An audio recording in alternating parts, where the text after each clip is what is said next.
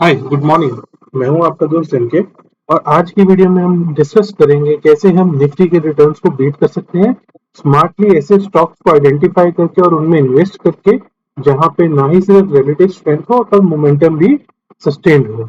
तो एक निवेशक या इन्वेस्टर को क्या चाहिए कि उस पर्टिकुलर स्टॉक जो उसने चूज किया है वो एक अपट्रेंड में बना रहे, और अगर उसको कहीं पे एग्जिट की अपॉर्चुनिटी मिलती भी है तो वो मिनिमम लॉस से बाहर हो जाए। ऐसे मेरे बहुत से फ्रेंड सर्कल में लोग हैं जो या तो उन्होंने एंट्री करेक्ट ले ली पर वो एग्जिट नहीं समझ पाए और फाइनली वो स्टक हो गए। उनकी इन्वेस्टमेंट उस पर्टिकुलर स्टॉक में अभी भी है और बहुत नीचे चली गई है, या फिर उन्होंने गलती से या किसी गलत रिकमेंडेशन से ऐसे ही गलत स्टॉक में इन्वेस्ट कर लिया, जो अभी जैसे कि बहुत सारे केसेस है, राइट, जीएस बैंक और ऐसे बहुत सारे एग्जांपल्स हैं जिसमें लोग फंसे हुए हैं। तो आज का इस वीडियो का जो पर्पस है वो ये समझाना है कैसे हम ऐसे स्टॉक्स को एक अल्फा चेजर मतलब जैसे अगर मार्केट में निफ्टी 10% रिटर्न दे रहा है तो कैसे हम 15% 18% निफ्टी को बीट कर सकते हैं ऐसे स्टॉक्स में इन्वेस्टेड रह के जहाँ पे सस्टेन मोमेंटम है। तो ये अल्फा चेजर एक प्रोप्राइटरी इंडिकेटर है मेरा, जिसको मैंने डेवलप किया है बहुत ज्यादा रिसर्च और टेस्टिंग के बाद। इसमें क्या है, जैसे कि एग्जांपल के तौर पे हम यहाँ पे इंडियन बैंक देख रहे हैं अभी, ये एग्जांपल पर्पसफुली चूज किया गया है कॉन्सेप्ट को समझाने के लिए। इसके बाद हम और स्टॉक्स में देखेंगे। ठीक है, तो इंडियन बैंक में अगर आप देख सकते हैं तो इसमें आपको यहाँ पे एक ये लेवल लिख रहा है, ब्लू वाला लेवल, जो लेवल हमारा हमेशा 30 पे होता है, और एक हमारे को ये रेड वाला लेवल दिखता है। तो ब्लू वाला लेवल जो है हमारा, इसके ऊपर अगर हमारा प्राइस निकलता है, जैसे कि यहाँ पे अराउंड 172 से 173 के लेवल्स में हमारा ये प्राइस एक्टिवेट हो गया था, मतलब यहाँ पे इन्वेस्टमेंट्स जो है जुलाई 2022 में एक्टिवेट हो गई थी। तो वहां से जो एक्टिवेट होने के बाद ये स्टॉक जो है कम से कम ये 300 तक चला गया है। तो आपने अब इसमें रिटर्न्स कैलकुलेट कर सकते हैं। तो पूरे इसकी जर्नी के दौरान ये निफ्टी को ओवर बीट करता है और एक बहुत ही स्ट्रॉन्ग मोमेंटम से बीट करता है। तो जहाँ आप अगर आप देखेंगे, अगर आप यहाँ एंटर किए हैं वो अभी भी ब्लू में है, तो हमें एग्जिट कहाँ करना है? जो लोग एंट्री कर जाते हैं पर लोगों को एग्जिट करना नहीं आता है या समझ में नहीं है, टेक्निक नहीं है लोगों के पास। तो इसी के लिए दूसरी नीचे जो आप देख रहे हैं एक स्मॉल वाली लाइन है, छोटी लाइन है, वो अगर हमारी रेड में चली जाती है, ये जो है ये इतना इसका हिस्टोरिकल प्लॉट नहीं रहेगा, इसका नियर प्लॉट रहेगा। जैसे अभी आप देख सकते हैं यहाँ यहीं पे कहीं पे ये रेड में चली गई होगी और हमारा स्टॉक यहीं कहीं ऊपर में इन्वेस्टमेंट हमारी एग्जिट हो गई होगी। उसके बाद ये जब दोबारा अपना लेवल 5 का जो लेवल है वहां से ऑरेंज में एक्टिवेट हो जाती है, तो वहां पे हम दोबारा से अपनी इन्वेस्टमेंट एक्टिवेट कर देते हैं समवेयर इस लेवल पे 280 290 के लेवल पे। और अभी ये दोबारा से रेड हो गया है, तो अगर ये दोबारा से रेड हो गया है तो हम इसी लेवल पे 286 पे एग्जिट कर देंगे। मतलब हमने जो भी इन्वेस्ट यहाँ किया था तो वही लगभग लगभग कॉस्ट टू कॉस्ट एग्जिट हो जाएगा हमारा। तो ये एग्जांपल था आपको दिखाने के लिए कि power of investing in right method with right approach and staying invested. जब तक वो पैसा बना रहा है आपके लिए, आप उसमें इन्वेस्टेड रहोगे, और जैसे ही ये नीचे रेड में चला जाएगा आप वहीं पे एग्जिट कर दोगे। और अगर ये फिर भी ब्लू में बना रहता है, ऊपर वाली लाइन जो हमारी है कि उसमें अभी और जो है कि मोमेंटम आ सकता है या नहीं आ सकता है, अगर ब्लू में आ जाता है और नीचे से दोबारा ऑरेंज में आ जाता है तो हम दोबारा अपनी एंट्री कर लेते हैं। चलिए मैं आपको और एग्जांपल दिखा सकता हूँ। पीएसयू बैंक के और एग्जांपल बहुत सारे हैं मेरे पास। उसके बाद मैं आपको दूसरे सेक्टर में भी दिखा दूंगा, जैसे कि जम्मू एंड कश्मीर बैंक आप देख सकते हैं। इसमें जो था ब्लू लेवल हमारा करीबन यहाँ पे एक्टिवेट हो गया था इस प्राइस के आसपास। तो अभी आप इसमें आपको लगेगा कि यहाँ पे जब जब हम एंट्री किया था आपको प्राइस उस समय महंगा लग रहेगा। अभी आपको जरूर आपको चार्ट क्योंकि पूरा बन चुका है तो आप कहेंगे कि हाँ बहुत अच्छा इन्वेस्टमेंट रहा होगा ये। बट जब यहाँ पे प्राइस आया होगा 37 रुपीज में, तब आपको शायद ये ब्रेकआउट या बहुत ऊपर महंगा बाय कर रहे हैं ऐसी फीलिंग आएगी। तो मोमेंटम इन्वेस्टमेंट का पूरा फंडा और साइकोलॉजी यही है कि हम ऊपर बाय करते हैं और ऊपर जाके स्टॉक को बेचते हैं। जैसे कि अगर हम यहाँ पे जब यहाँ ब्लू हुआ, ये अराउंड 37-38 रुपीज का था, उसके बाद हमने इसको बाय किया और ये 63 तक गया। हालांकि हम टॉप पे एग्जिट नहीं कर पाएंगे, ये देखिए यहाँ पे ये रेड में चला गया, तो अराउंड इस लेवल पे 51-52 में हम एग्जिट हो जाएंगे। उसके बाद में स्टॉक ने दोबारा यहाँ पे हमें री एंट्री दे दी है करीबन 25 अप्रैल के आसपास, और जो कि लेवल 51-52 का अभी है, और वहां से फिर से अभी ये 10% ऊपर है। तो ये था example Jammu and Kashmir bank का। ऐसे ही और एग्जांपल मैं अभी आपको चलिए दिखा देता हूँ। दूसरा एग्जांपल हमारा हो जाएगा पीएसबी में, पंजाब एंड सिंध बैंक। तो इसमें आप देख सकते हैं ये यहाँ पे इन्वेस्टमेंट हमारा 18 रुपए पे आया था, राइट, और उसके बाद 18 से ये जो स्टॉक था 44 तक गया था, और उसके बाद अभी इसने भी फिर से री एंट्री दी हुई है, और अभी इसमें इन्वेस्टमेंट चल रहा है। बैंक बड़ौदा देख सकते हैं, ये देखिए ये बैंक बड़ौदा है, जिसकी यहाँ पे ये इस लेवल पे एक्टिवेट हो गया था 112 से लेकर के। इसकी जो जर्नी अराउंड 190 लेवल्स पर टच किया है, और उसके बाद यहाँ कहीं इसने एग्जिट दे दिया होगा 160-170 पे। इसमें भी जैसे कि अभी पीएसयू बैंक में रिसेंटली मोमेंटम आया था, तो इसमें भी हमको इसमें भी एंट्री आई थी। तो दूसरे अगर किसी सेक्टर में देखना हो तो हम आरईसी में देख सकते हैं। आरईसी रूरल इलेक्ट्रिफिकेशन, एक सेकेंड, आरईसी एनएससी। तो आरईसी में आप देख सकते हैं ये यहाँ पे हमारी ब्लू लाइन जो हमारी यहाँ पे एक्टिवेट हो गई थी नवंबर एंड के अराउंड अराउंड 108 लेवल्स के आसपास, जब ये इस हाई को कहीं क्रॉस किया था इसने, और अभी स्टॉक वहां से 131 पे चल रहा है, और ये भी ऑरेंज लाइन में चल रहा है हमारा, करेक्ट। और देख सकते हैं आरईसी का ही साथ का एग्जांपल है पीएफसी। ये देखिए पीएफसी में हमारा जो इन्वेस्टमेंट था कहीं इस लेवल पे एक्टिवेट हो गया था 132 पे। इस ये जस्ट क्योंकि मैं सेबी रजिस्टर्ड एनालिस्ट नहीं हूँ, तो मैं एक जस्ट डिस्क्लेमर देना चाहता हूँ कि इन बहुत सारे स्टॉक्स में मेरा और मेरे फैमिली अकाउंट्स में खुद का भी इन्वेस्टमेंट है, जो मैं कि खुद से मैनेज करता रहता हूँ। वीकली रीबैलेंसिंग या बाई वीकली रीबैलेंसिंग करता रहता हूँ। तो उसी लाइंस पे मैं आपको भी दिखा रहा हूँ कि कैसे इन चीजों को मैनेज किया जाता है, और निफ्टी से ज्यादा अगर आप इन स्टॉक्स में बने रहते हैं, इन्वेस्टेड रहते हैं, तो आप निफ्टी को निफ्टी से ऊपर अल्फा जनरेट कर लेते हैं, मतलब बेंचमार्क इंडेक्स के रिटर्न को बीट कर पाते हैं। तो यहाँ से 135 से लेकर के 165 तक गया है। और आप देख सकते हैं बीएचईएल, देख सकते हैं बीएचईएल अभी रिसेंटली हालांकि रिसेंटली ये दोबारा से हमारा इन्वेस्टमेंट में आ गया था 74, 75, 75, 6 के लेवल्स पे, बट ये यहीं से ही इन्वेस्टमेंट चल रही है। जैसे ये ब्लू लाइन से हमारा हट जाएगा, जैसे ग्रे में चला गया तो हम एग्जिट कर जाएंगे, या फिर नीचे वाली लाइन जो है रेड में चली जाए तो भी हम एग्जिट कर देंगे। तो ये जो स्टॉक था ये इनिशियली हमको यहाँ 63 के लेवल्स पे मिला था, और ये 90 तक गया था, और उसके बाद उसने कहीं कहीं हमें रेड में एग्जिट भी दे दिया था। और एग्जांपल अगर देखना हो तो एचएएल का देख सकते हैं। ये देखिए एचएएल जो था हमें यहाँ कहीं मिला था 1834 के आसपास, और अभी अराउंड 2900 के आसपास चल रहा है। एफएमसीजी में अगर आपको देखना हो तो सब बोलेंगे आपको आईटीसी आईटीसी आईटीसी बज़वर्ड है, वो 200 वाला 400 हो गया आईटीसी, बट नहीं, स्टॉक जो था असली जो अभी भी है वो है वरुण बेवरेजेस।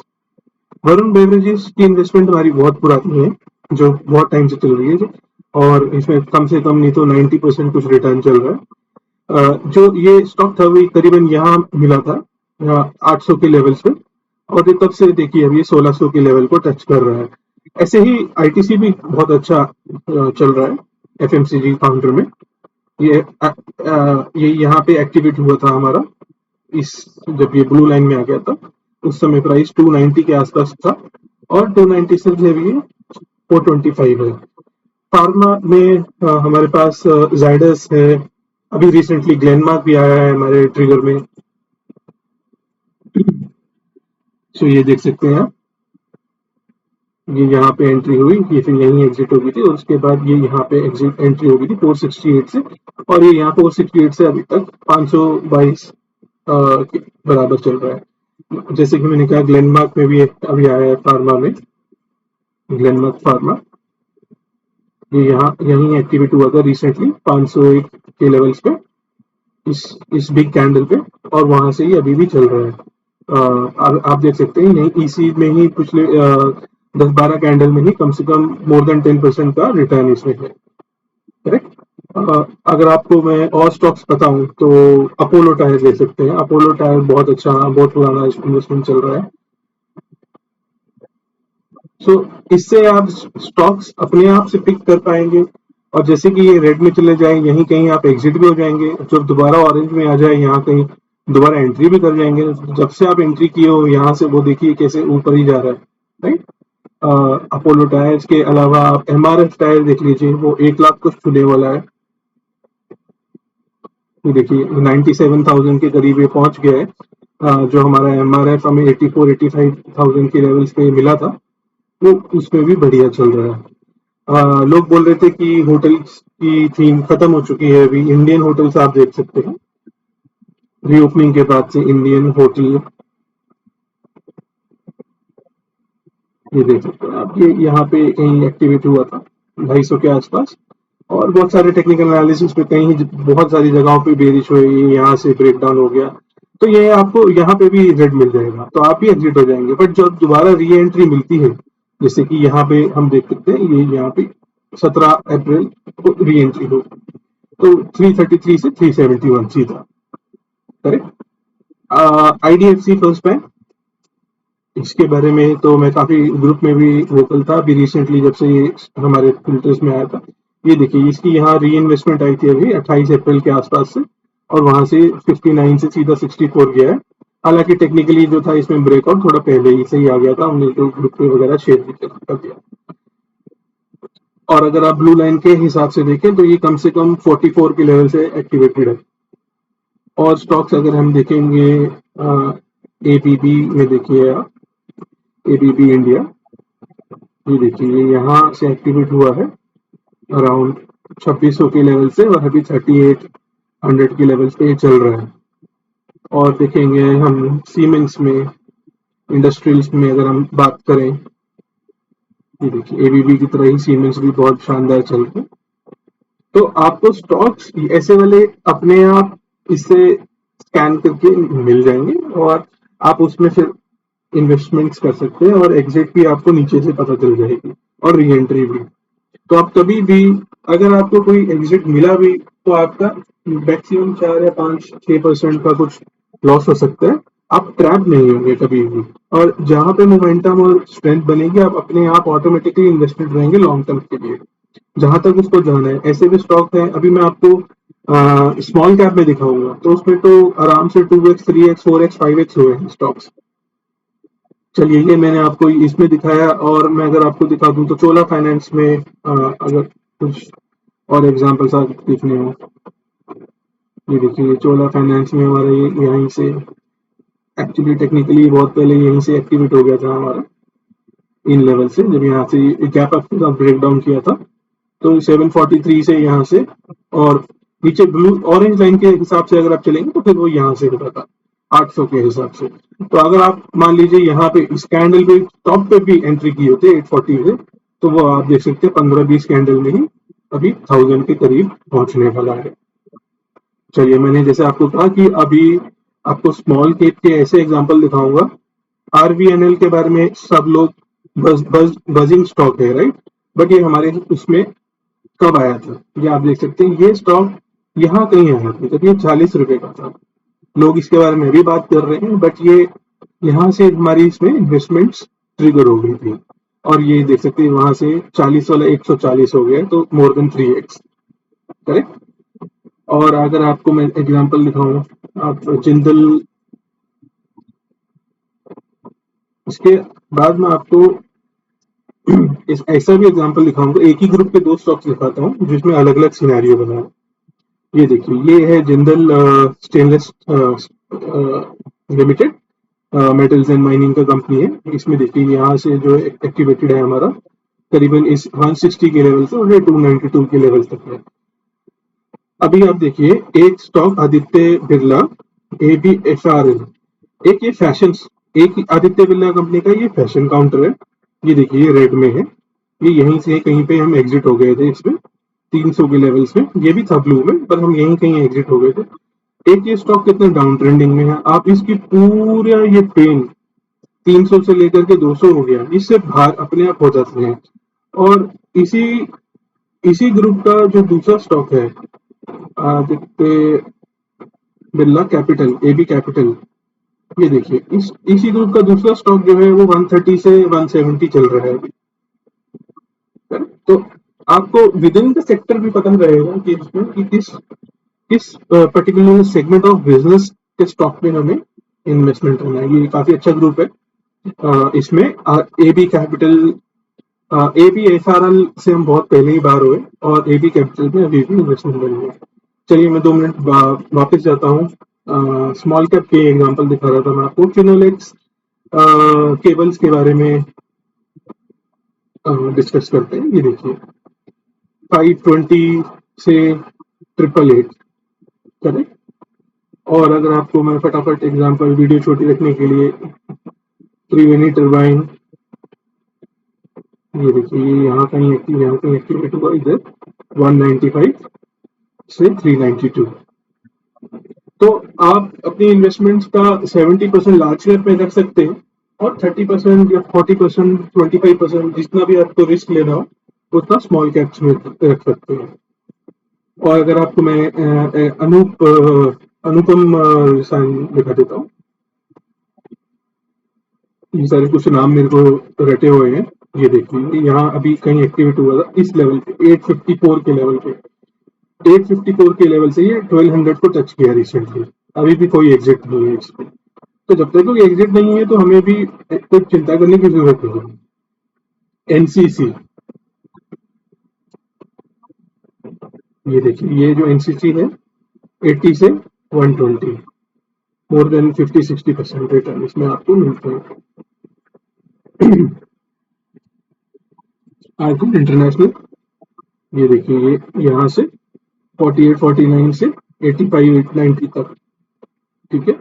इक्विटास बैंक, ये आपको मैं बहुत सारे एग्जांपल इसलिए दिखा रहा हूँ ताकि आपकी कन्विक्शन बने कि कैसे इसमें हम मोमेंटम और स्ट्रेंथ वाले स्टॉक में इन्वेस्टेड रहते हैं। और जैसे ही ये चीज खत्म होती है हमें नीचे की वाली लाइन से अपने आप ही एग्जिट हो जाती है। तो हम लोग वीकली, आपने फ्राइडे को क्लोजिंग पे देख लिया कि कौन से स्टॉक मेरे अभी भी हैं कौन से नहीं है, उनके हिसाब से आप रीबैलेंस कर लेते हो अपने पोर्टफोलियो में। ये इक्विटास बैंक का एग्जाम्पल है, करेक्ट।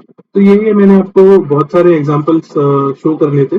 अभी ऑटो सेक्टर बजिंग है, राइट। सब लोग टाटा मोटर्स की बात कर रहे हैं, करेक्ट। टाटा मोटर्स अभी जाके हमारा ट्रिगर हुआ है बस यहाँ पे 500 में, इसमें अभी भी इन्वेस्टमेंट नहीं है।